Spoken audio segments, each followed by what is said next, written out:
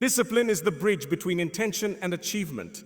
Many of us dream, we pray, we wish for change, but without discipline, those dreams remain trapped in our minds. Islam is a religion of purpose, structure, and balance. Look at the 5 daily prayers. They are not random. They are fixed times that teach us to organize our day around Allah. Look at fasting in Ramadan. It trains us to control our desires, our eating, our speech, and our emotions. Look at zakat. It forces us to regularly check our wealth and purify it. All of these pillars are not just acts of worship. They are systems of discipline designed to shape a believer into someone who lives with intentionality. The problem today is not that we don't know what's right, it's that we don't follow through. We scroll for hours but say we have no time for Quran. We set goals but quit after a week. We want change but resist consistency. But the reality is, if you want a meaningful life, if you want to wake up with purpose, if you want to build success in this world and the next, you need discipline. And Islam has already given us the blueprint. Discipline is not about being harsh on yourself or living without joy. It's about mastering your mind, controlling your nafs, and living in a way where your habits serve your goals, not destroy them. The difference between someone who succeeds and someone who stays stuck is not talent, it's discipline. And the beauty is, discipline can be learned, built, and strengthened step by step. Just like muscles grow with exercise, self-control grows with consistent practice. The question is, are you willing to put in the effort? Because when you live with discipline, you are no longer a slave to laziness, desires, or distractions. You become a servant of Allah who uses time wisely, energy wisely, and life wisely.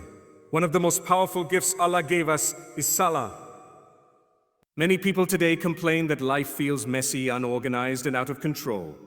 They wake up late, rush through the day, procrastinate important things, and before they know it, weeks and months have passed without any real growth. Why?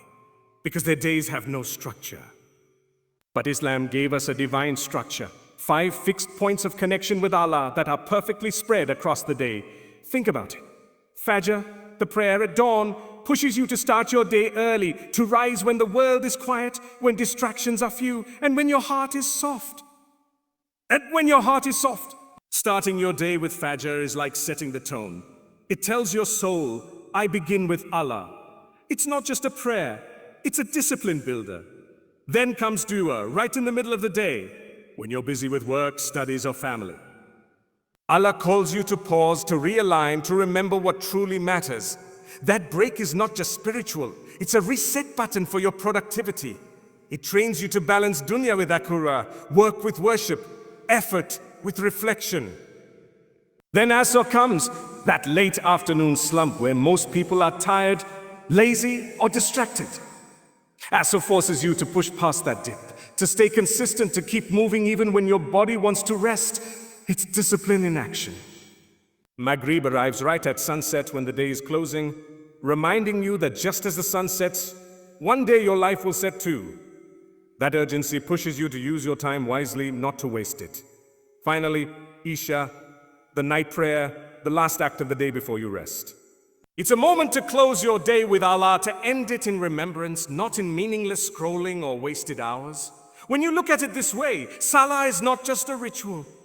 It is a divine timetable. It divides your day into purposeful segments. It keeps you aligned. It teaches you that time is sacred. And here's the truth. Those who live by Salah live with structure. And those who live with structure live with purpose. Without Salah, your day becomes a blur. Hours slip away and life feels directionless. But when you anchor your schedule around Salah, everything else finds its place. You don't fit Salah into your life. You fit your life around Salah. That's when you start respecting your time. That's when you stop wasting hours in distractions. That's when you realize that discipline is not about being strict for no reason. It's about creating a flow of life that keeps you consistent, productive, and spiritually connected. Look at the successful people around you, in business, in studies, in fitness, in personal growth. Their success doesn't come from luck. It comes from structure and routine.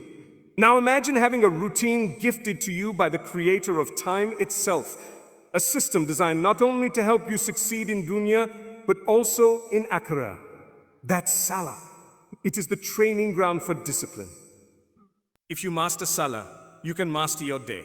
And if you can master your day, you can master your life. That's why the Prophet said the first thing we'll be asked about on the Day of Judgment is Salah. Because Salah is not just prayer. It is proof of whether you lived with purpose, consistency, and discipline, or whether you lived carelessly, letting life pass you by. So the next time you feel lost, lazy, or unfocused, don't look for a productivity app or a new planner first. Look at your Salah. Anchor your day around it. Protect it, prioritize it, because once Salah takes its rightful place in your schedule, everything else falls into place. And that's the power of Salah. It's not just worship, it's the foundation of a disciplined, purposeful life. One of the biggest mistakes people make when they try to change their life is thinking they have to do everything at once. They get a sudden burst of motivation and they want to pray every sunnah, read an entire juz every day, make hours of dhikr, fast every week, and completely transform overnight. But what happens? After a few days, that fire burns out. The body gets tired, the heart gets overwhelmed, and eventually they stop altogether. This is why so many people feel stuck in cycles of starting strong and then falling back to zero. But Islam teaches us something far wiser, far more sustainable. Consistency is better than intensity. The Prophet said the most beloved deeds to Allah are those that are done regularly, even if they are small. Think about that. Allah, who has the power to reward you infinitely, says He loves the small actions that you do consistently more than the big ones you can't maintain. Why? Because consistency builds character. It shapes you. It creates habits that stay with you for life. Take an example. Imagine someone who decides to read Quran for 1 hour every day, but they only manage to keep it up for a week before giving up. Now compare that to someone who decides to read just 1 page every day without fail. At first, it seems small. But after a year, that person has read more than 300 pages, nearly the entire Quran. Not only that, but their heart has been nourished daily, their tongue has been softened by Allah's words, and their connection to the Quran has grown deep and natural. The one who tried to do too much too fast may have good intentions, but without consistency, their efforts faded. The one who built a habit, even if small, actually transformed their life. This is why consistency is the key to real growth. Intensity inspires you for a moment, but consistency carries you for a lifetime. And this principle applies not only to worship, but to everything in life. In studies, in business, in health. It's the small daily steps that bring big results. You don't become fit by going to the gym for 10 hours once a month. You become fit by showing up for 30 minutes most days. You don't become knowledgeable by studying all night once a week. You grow by learning a little every day. Likewise, you don't build a strong relationship with Allah by worshiping intensely for a short season and then disappearing. You build it by showing up every day, by praying on time, by remembering Him regularly, by doing those small deeds of kindness, by maintaining a steady connection. That is what softens the heart, strengthens the soul, and develops the discipline to handle life's challenges. And here's the beauty. Once you're consistent with small deeds, Allah opens the door for you to do more. That 1 page of Quran a day becomes 2, then 5, then 10. That 2 rakat of night prayer becomes 4, then 6, then a habit you can't sleep without. That small dhikr on your tongue becomes a river of remembrance that flows naturally. Consistency creates momentum, and momentum brings transformation. This is why Allah loves it, because it's not about impressing Him with sudden intensity. It's about proving your love for Him through daily loyalty. Anyone can worship passionately for a few days, but the one who returns every day, who doesn't give up even when they're tired, even when life gets busy, even when they don't feel it, that's the one who truly shows devotion. So if you feel like you failed because you're not doing enough, remember this. Allah doesn't measure you by how much you did in a day. but by whether you keep returning to Him consistently. Start small, stay steady, and let consistency be your strength. Because in the end, it's not about a sudden burst of worship. It's about building a lifelong journey of devotion. And when you live like that, you don't just change a day, you change your destiny.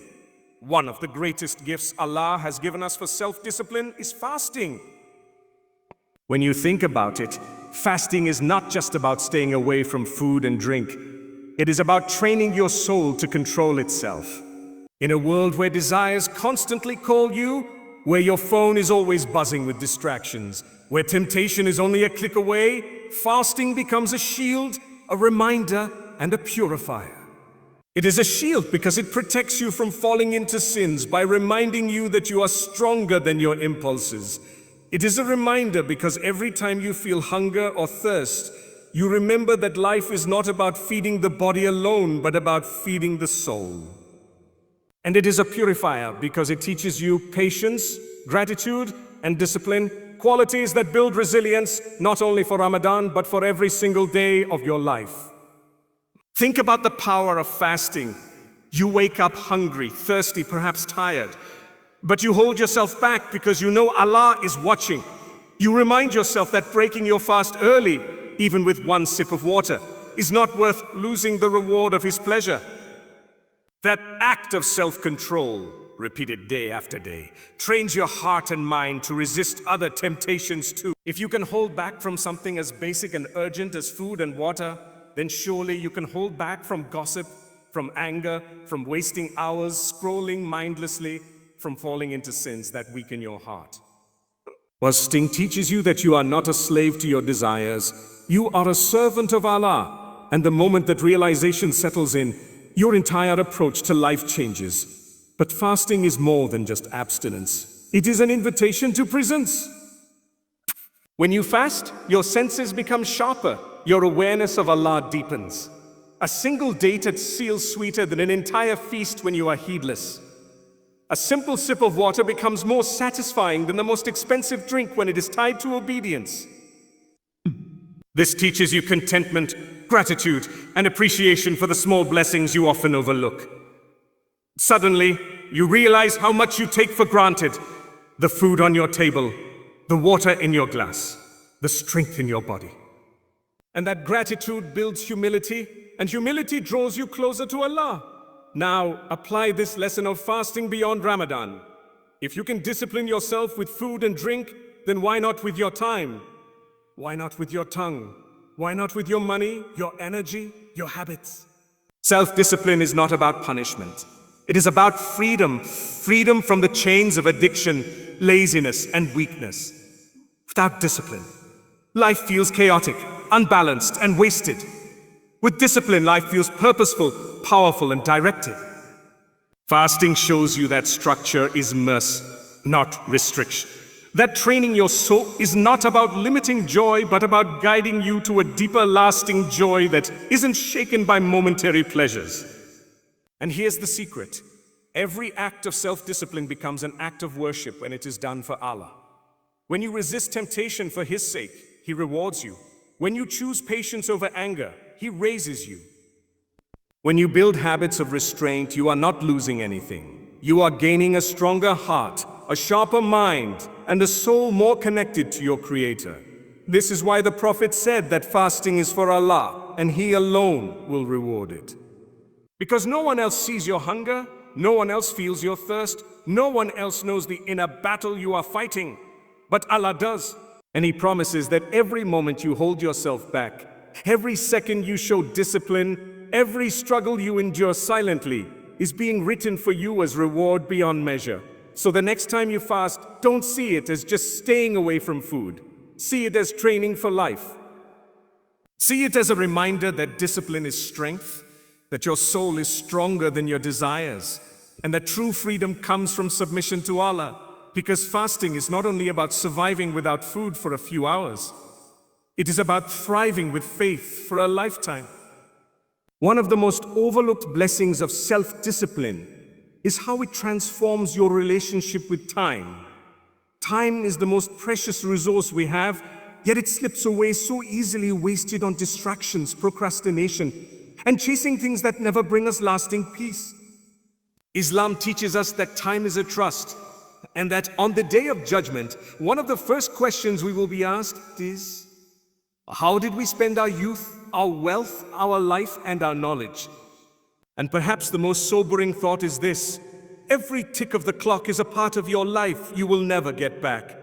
That's why self-discipline, especially through fasting, is not just about controlling your desires, but about reclaiming your time and filling it with barakah, divine blessings that make less feel like more, that turn minutes into opportunities for reward, that stretch hours into treasures of productivity.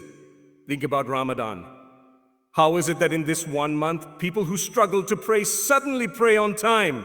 How is it that individuals who wasted hours scrolling or sleeping suddenly find themselves reciting Qur'an, attending Taraweeh, feeding the poor, making dua? The same 24 hours are there, but suddenly they feel different. Suddenly, every moment feels valuable, every act intentional. That is the power of barakah, when Allah puts blessing into your time, your energy, your actions. And the secret to unlocking that barakah is discipline. When you structure your life around obedience, when you prioritize Salah over comfort, Quran over endless entertainment, dhikr over idle talk, your time becomes filled with light, clarity, and purpose. Discipline forces you to set boundaries with your time. You begin to ask yourself, is this activity bringing me closer to Allah or taking me away? Is this habit draining me or feeding my soul? Without discipline, life becomes reactive. You simply go wherever your impulses drag you, wasting countless hours in regret. But with discipline, life becomes intentional. You wake up with purpose, you spend your day in meaningful actions, and you go to bed knowing you invested your hours wisely. This doesn't mean you cut off enjoyment or relaxation. Islam never demands that. It means you balance it, you structure it, you give every hour a purpose. And here is the miracle. When you use your time for Allah, He gives you more time in return. How many times have you experienced this? You started your day with Fajr and Qur'an, and somehow everything flowed more smoothly. Tasks that usually take hours got done in minutes. Stress that normally overwhelmed you seemed lighter. That is barakah, the unseen multiplication of time. On the other hand, when we neglect our salah, waste our mornings in sleep, drown our hours in endless scrolling, we find ourselves saying, I don't have time. The truth is not that we don't have time, but that we've lost the barakah in our time. Fasting teaches you this balance beautifully. Your entire day is suddenly scheduled. You wake up for suhoor. You hold back from food until maghrib. You plan your prayers around your energy. You pace yourself to make it until iftar. This routine, this discipline, forces you to value each hour. You realize the sweetness of a well-planned day, the relief of knowing your priorities are aligned. And when Ramadan ends, if you carry this discipline forward, you will discover that time management is not just about productivity. It's about living a life of purpose, where every hour is a step toward Allah. So ask yourself, are you controlling your time, or is your time controlling you? Are you living each day with purpose, or are you letting your day slip away without meaning? Remember, every hour is a gift, and self-discipline is the key to unwrapping that gift fully. When you discipline yourself for Allah, He fills your hours with barakah. He makes your life more meaningful, and He ensures that your days, though numbered, are rich with reward. Because in the end, time is not measured by the clock on the wall, but by the impact on your soul. And the one who masters their time through discipline, through fasting, through obedience, will find themselves on the day of judgment with a life that was not wasted, but invested in eternity. One of the greatest gifts of self-discipline, especially when nurtured through fasting, is the ability to build consistency in worship. Think about it. Anyone can do something once, twice, or even for a few days, but the real test of faith, the real sign of strength, is the ability to remain consistent, even when the excitement fades, even when no one is watching, even when your heart feels heavy and your body feels tired. And fasting teaches you exactly that. Every day at the exact same time, you stop yourself from eating even though the food is right in front of you. You stop yourself from drinking, even though your body is thirsty. You stop yourself from indulging, even though no one would know if you did. That is not about willpower alone. It is training, it is discipline, it is the foundation of consistency. Consistency in worship is what transforms you from someone who occasionally feels spiritual into someone who is rooted in faith. It's the difference between praying once in a while and praying 5 times every day without fail. It's the difference between opening the Quran only in Ramadan and having it as a constant companion throughout the year. It's the difference between remembering Allah only in hardship and making dhikr a daily habit, no matter your situation. And what is the secret to reaching that level? Discipline. Because discipline teaches you that worship is not about your mood, not about your convenience, not about waiting until you feel inspired. Worship is about commitment. It's about showing up for Allah no matter how you feel, because He is always there for you. The Prophet reminded us that the most beloved deeds to Allah are the ones done consistently, even if they are small. That means Allah values your steady, sincere effort over grand but inconsistent bursts. And that is where fasting comes in.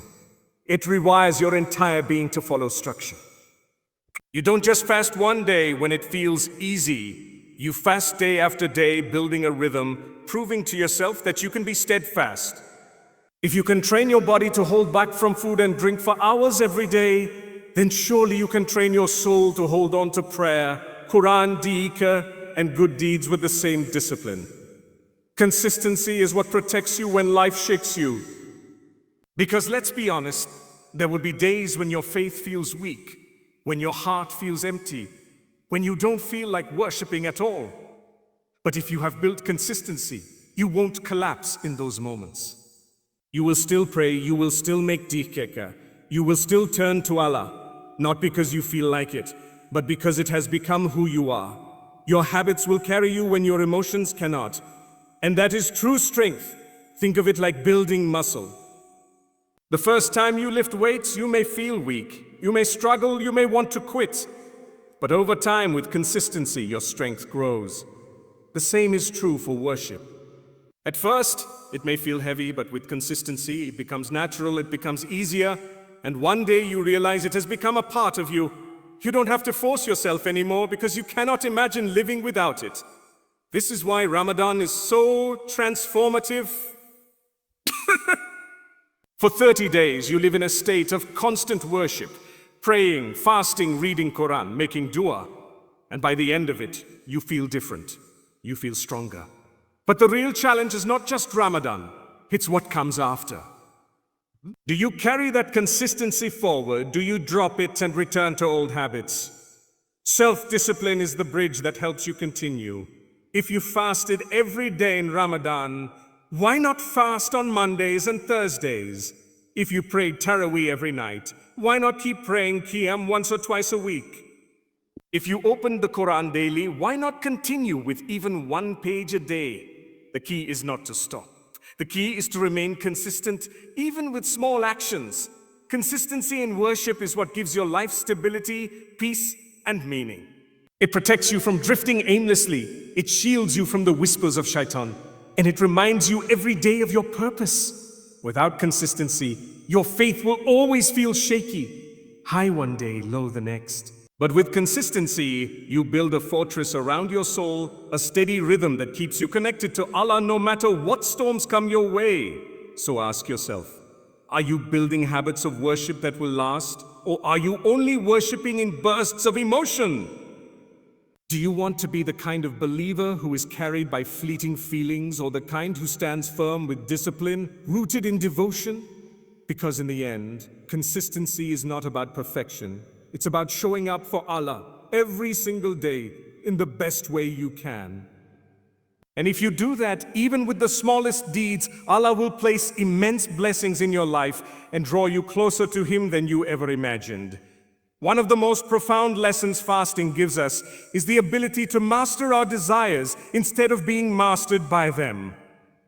Look at the world around you today. Everywhere you turn, there are messages telling you to give in to whatever you feel. If you're hungry, eat immediately. If you crave something, buy it. If you feel an urge, follow it. Society has glorified instant gratification to the point that people think denying themselves anything is almost unnatural. But here's the truth. A life built on chasing every desire is not freedom, it's slavery. Because when you cannot control your urges control you. And that is the reality of many people today. Slaves to their appetites, slaves to their addictions, slaves to their desires, thinking they are free, while in reality, they are shackled. Fasting is the ultimate training ground for breaking those chains. Imagine this. Your body is screaming for water, your stomach is empty, food is right there, yet you say no. Not because you can't, but because you choose not to, for the sake of Allah. That is mastery. It's easy to give in when something feels good. It takes real strength to resist. Every time you deny your body during fasting, you are not just skipping a meal. You are proving to yourself that you are stronger than your desires, that your soul is in control, not your stomach, not your impulses, not your cravings. And once you taste that control, you begin to realize how much power Allah has given you over yourself. Think about how many people ruin their lives because of unchecked desires. Someone chases money to the point of destroying their family. Someone follows lust until they lose their dignity. Someone runs after status until they lose their peace. Desires in themselves are not evil. Allah created them. But when they are not controlled, they can destroy you. Fasting trains you to hold the reins, to pause and say, "Oh no, I don't need to act on this desire right now. I don't need to eat this, drink this, indulge in this, even if everything in me is pushing me toward it." And once you build that muscle of self-control, you can apply it to every area of life. When anger rises, you can pause instead of exploding. When temptation whispers, you can resist instead of falling. When laziness creeps in, you can push through instead of giving up. Why? Because you have already proven day after day in fasting that you are not a slave to what you feel. You have trained yourself to obey Allah over your desires. And that is true freedom, the freedom of the soul. Mastery over desires is also the key to spiritual growth. Every prophet, every righteous servant of Allah, every person who ever reached greatness in faith had one thing in common. They controlled their desires. They didn't let comfort dictate their worship. They didn't let hunger stop their patience. They didn't let temptation ruin their obedience. They lived disciplined lives, always choosing Allah over themselves. That is what fasting builds in you. The strength to choose Allah when your desires are screaming otherwise. Ask yourself, how many times in life have you given into something you knew you shouldn't? Maybe it was words spoken in anger. Maybe it was something you watched. Maybe it was a temptation you fell into. And every time afterward you felt regret, you felt weakness. That regret is a reminder that deep down you want to master your desires, not be mastered by them. And fasting gives you the exact practice ground to get there.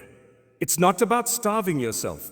It's about strengthening yourself. Every skipped sip of water, every missed bite of food, every temptation resisted during fasting is not a loss, it's a victory. A victory of your soul over your body, of your purpose over your impulses, of your discipline over your desire. And when you live with that mastery, you live with dignity, peace, and closeness to Allah. Because nothing enslaves you anymore except your Creator. And that is the only kind of slavery that is true freedom. So when you think of fasting, don't just see it as hunger and thirst. See it as a battlefield where you fight your desires and win again and again until you emerge stronger, purer, and freer than before. Because the one who masters their desires does not just survive this world, they rise above it. One of the most overlooked benefits of self-discipline and fasting is how it teaches you to control your emotions, especially anger. Anger is a natural human emotion. We all feel it. But the problem is not the feeling itself, it's how we respond to it. In today's fast-paced, high-stress world, people explode at minor inconveniences, lash out at family and friends, and carry bitterness that poisons their hearts for years. Uncontrolled anger destroys relationships, ruins opportunities, and leaves a soul restless. But Islam teaches us that the true sign of strength is not how loudly you can shout or how forcefully you can assert yourself. The true sign of strength is self-control, patience, and emotional mastery. Fasting is a perfect teacher of this principle. Think about it. When your body is deprived of food and water, when your energy is low, your body is more sensitive, more prone to irritability. And yet, the Prophet taught us that the fasting person should not curse, shout, or argue. He said, fasting is a shield, and part of that shield is guarding the tongue and the heart from anger. Every day of fasting is a lesson in patience. Every time you resist snapping at someone, every time you pause instead of reacting, you train your heart to respond with wisdom rather than instinct. Over time, this practice strengthens emotional intelligence, teaching you that anger is not an excuse for bad behavior, but a signal to pause, reflect, choose your response carefully. Emotional control is not about suppressing your feelings. It's about channeling them appropriately. Islam does not demand that we become emotionless. It demands that we become conscious of our emotions and disciplined in how we express them. Fasting forces this discipline. Imagine being hungry and tired, yet meeting the day with patience, calmness, and composure. Imagine going through challenges, obstacles, and provocations, yet responding with a measured heart instead of a reactive tongue. That is mastery. And it is a skill that changes your life profoundly. When you master your emotions, you become resilient. You stop giving power to external circumstances. You stop letting people dictate your happiness or disrupt your peace. You start taking responsibility for your reactions, and that shifts your entire life. Anger that once controlled you becomes a tool to identify what needs to be addressed calmly, rather than a weapon that destroys. Sadness that once drained you becomes a teacher of empathy and patience. Anxiety that once paralyzed you becomes a signal to rely more on Allah. Emotional control is the bridge between internal discipline and external success. The Prophet's own example shows this clearly. Despite facing immense trials, insults, and injustice, he rarely lost his composure. He controlled his anger even in the face of extreme provocation. And that is the model Islam gives us. Strength is not loudness, it is calmness. It is choosing restraint over impulsivity, wisdom over rage, and reflection over reaction. Fasting and consistent self-discipline are the practical ways to train for this mastery, day after day. Think about how different your life could be if you responded to every frustration with patience, every provocation with wisdom, every challenge with calm determination. Relationships would improve, stress would decrease, and your heart would feel lighter. People would respect you not because of fear, but because of the quiet power of self-control. And most importantly, your relationship with Allah would deepen, because controlling your anger is an act of obedience, a way of pleasing Him, and a shield against the whispers of shaitan. So the next time you feel anger rising, remember that controlling it is not weakness, it is strength. It is a form of worship, a reflection of your discipline, and a testament to your faith. And the more you practice this control, the more your life transforms from chaos to peace, from impulsivity to purpose, from emotional turbulence to spiritual stability. Emotional mastery is not just about surviving life's storms. It's about thriving through them with dignity, patience, and unwavering connection to Allah. Life can feel overwhelming and chaotic when we drift aimlessly, living each day without intention. Many people wake up, scroll on their phones, eat, work, and sleep, repeating the same motions without understanding why they are doing it or where it is leading. But Islam teaches us that every moment is a trust, every action carries weight, and every habit shapes the trajectory of our lives. Purposeful habits are the bridge between a meaningless existence and a life filled with meaning, blessing, and fulfillment. They are not just routines, they are building blocks of a legacy, tools to strengthen your soul, and methods to align your heart with Allah's pleasure. When you establish habits with purpose, you begin to live differently. Waking up for Fajr becomes more than just a routine, it becomes a statement. My life has direction. My day begins with Allah. Reading Quran daily is no longer an obligation to check off. It becomes nourishment for your soul, shaping your thoughts, your character, and your perspective. Daily dhikr, fasting, acts of charity, or even planning your day with intention. These seemingly small actions, when done consistently, compound over time, turning ordinary days into extraordinary opportunities for growth. Your life starts reflecting intentionality because your habits are aligned with purpose, not just comfort or convenience. Think about the ripple effect of purposeful habits. When you control your time, your desires, your emotions, and your actions, you naturally influence everyone around you. Your consistency inspires your family. Your integrity builds trust with your friends. Your focus motivates colleagues. And your discipline creates a pattern that others want to follow. Purposeful habits do not only change your life, they change the environment around you. And in Islam, influencing others positively is itself an act of worship. Your habits, rooted in discipline and devotion, become a chain of blessings reaching far beyond what you see. But the power of purposeful habits goes even deeper. They shape your inner state. When your days are filled with intentional acts of worship, reflection, and good deeds, your mind becomes calmer, your heart becomes more peaceful, and your spirit grows resilient. You begin to notice a shift in your perspective. Challenges no longer feel insurmountable. Setbacks are seen as lessons, and your trust in Allah deepens because you are living in alignment with His guidance.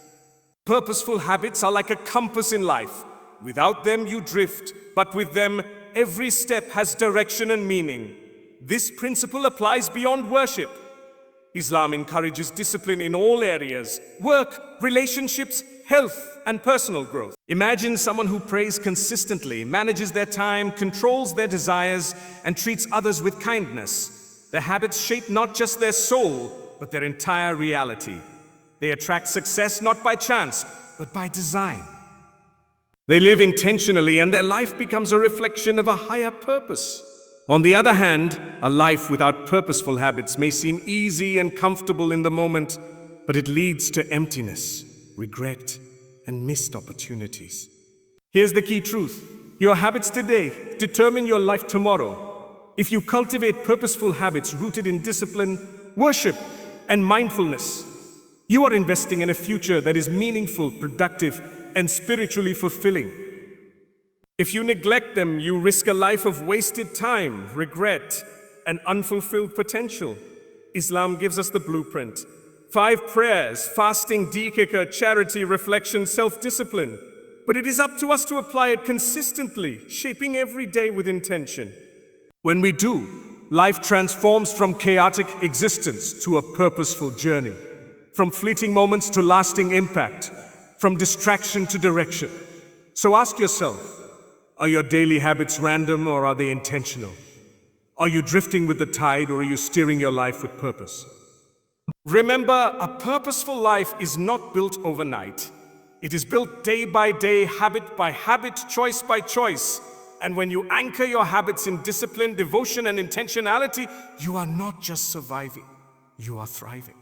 Your life becomes a reflection of your faith, a manifestation of your values, and a legacy that will echo beyond your time in this world. Because at the end of the day, life is not measured by how busy we were, but by how intentional we were. And the one who masters purposeful habits masters life itself. As we reflect on everything we've covered, from trusting Allah, embracing gratitude, controlling the heart, to building discipline and purposeful habits, one truth becomes clear. A meaningful life is not found in random moments, fleeting motivation, or endless distractions. It is built step by step, choice by choice, habit by habit, with Allah as the center. When you anchor your life in prayer, gratitude, consistency, and self-discipline, everything changes. Time gains barakah, desires are mastered, emotions are controlled, and your soul begins to feel alive, connected, and fulfilled. Life will never feel pointless again, because every day becomes an opportunity to grow, to worship, to impact others, and to draw closer to Allah. The journey isn't always easy, and the steps may feel small, but small steps done consistently with purpose and devotion create a life that not only thrives in this world, but earns reward in the next. So start today. Choose discipline over chaos, purpose over aimlessness, and connection with Allah over distraction. Your life can change completely. not someday, but with the choices you make right now. Remember, every habit you build, every act of worship you commit to, every moment spent in reflection is shaping the story of your soul. Live intentionally, live purposefully, and let Allah guide every step. Because when you do, life ceases to feel pointless and begins to feel truly extraordinary.